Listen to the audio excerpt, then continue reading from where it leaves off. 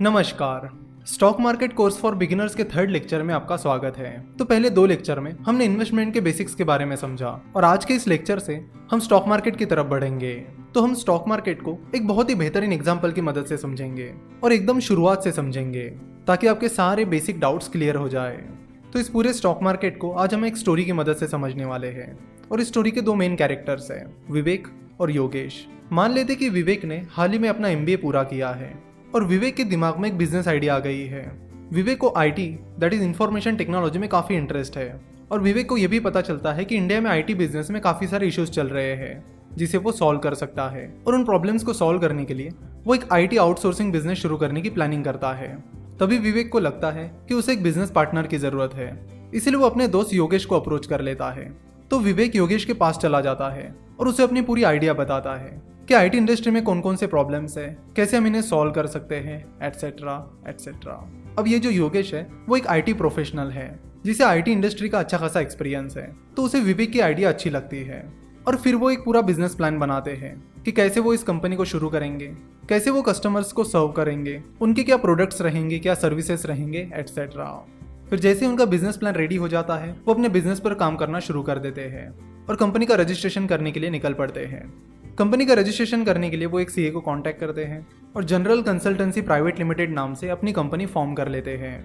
विवेक और योगेश अपनी company general consultancy private limited में 50-50% पार्टनरशिप रखते हैं, यानी कंपनी पर 50% हक विवेक का रहेगा और 50% हक योगेश का रहेगा, यानी दोनों के पास कंपनी की आधी आधी ओनरशिप रहेगी। कंपनी फॉर्म करने के बाद वो अपना प्रोडक्ट और सर्विस डेवलप करने पर काम शुरू कर देते हैं और साथ ही कस्टमर्स भी ढूंढने लगते हैं। योगेश को IT इंडस्ट्री में अच्छा खासा एक्सपीरियंस है जिसकी वजह से योगेश के IT इंडस्ट्री में अच्छे खासे कॉन्टैक्ट्स थे, जिसके चलते जनरल कंसल्टेंसी को अपने शुरुआत के कुछ क्लाइंट्स मिल जाते हैं और उनका बिजनेस चलने लगता है। देखो, कोई भी बिजनेस हो, शुरुआत में डिफिकल्टीज तो जरूर आती है और इस बिजनेस में विवेक और योगेश को भी काफी सारी डिफिकल्टीज आती है, लेकिन वो उन डिफिकल्टीज पर मात करते हैं और आगे बढ़ते हैं। जब भी कोई नया बिजनेस शुरू होता है तो शुरुआत में कई बार वो ऐसे मुकाम पर आ जाता है जहां से वो कभी भी फेल हो सकता है। जनरल कंसल्टेंसी के साथ भी शुरुआत में कुछ ऐसा ही हुआ, लेकिन उन खराब हालातों में भी उन्होंने कभी हार नहीं मानी और मेहनत करके उन्होंने सर्वाइव किया और अपने बिजनेस मॉडल को क्रैक किया। तो शुरुआत के कुछ स्ट्रगल्स के बाद उनका बिजनेस अच्छा खासा चलने लगा। जनरल कंसल्टेंसी को अच्छा खासा रिवेन्यू भी आने लगा, तो उन्होंने अपना बिजनेस मॉडल भी क्रैक कर लिया और उनको रिवेन्यू भी आने लगा। नाउ विवेक और योगेश को लगा कि यहाँ से उन्हें बिजनेस बढ़ाने की जरूरत है, जिसके लिए उन्हें पैसों की जरूरत पड़ेगी।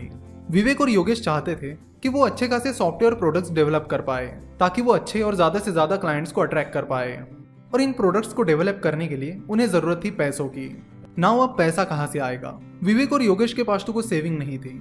उनकी जो भी सेविंग थी उन्होंने अपना बिजनेस शुरुआत करने के लिए लगा दी थी। साथ ही जब उन्होंने कंपनी शुरू की थी तब उन्होंने अपने दोस्तों से भी कुछ पैसे उधार लिए थे, अपने रिश्तेदारों से भी कुछ पैसे लिए थे। तो इस तरह दोस्त, रिश्तेदार और अपनी सेविंग, ये रास्ता तो उनके लिए बंद हो चुका था। तो अपने बिजनेस की फंडिंग के लिए वो कुछ और रास्तों की तलाश कर रहे थे। तो विवेक और योगेश ने देखा कि वो कहाँ कहाँ से पैसा उठा सकते हैं।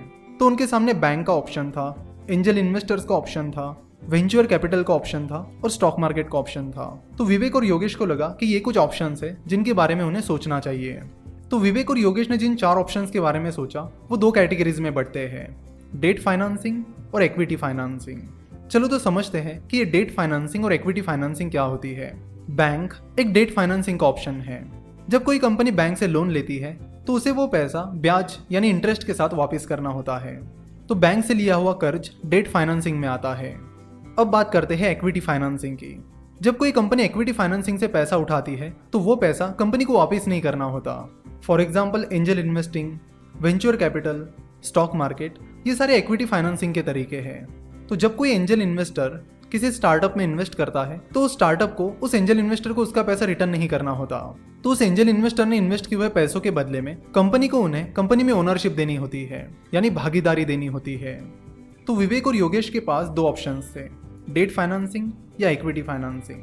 डेट फाइनेंसिंग में उनके पास ऑप्शन था कि बैंक से लोन लेना, और इक्विटी फाइनेंसिंग में उनके पास ऑप्शन था एंजल इन्वेस्टर, वेंचर कैपिटल या स्टॉक मार्केट से फंडिंग उठाना।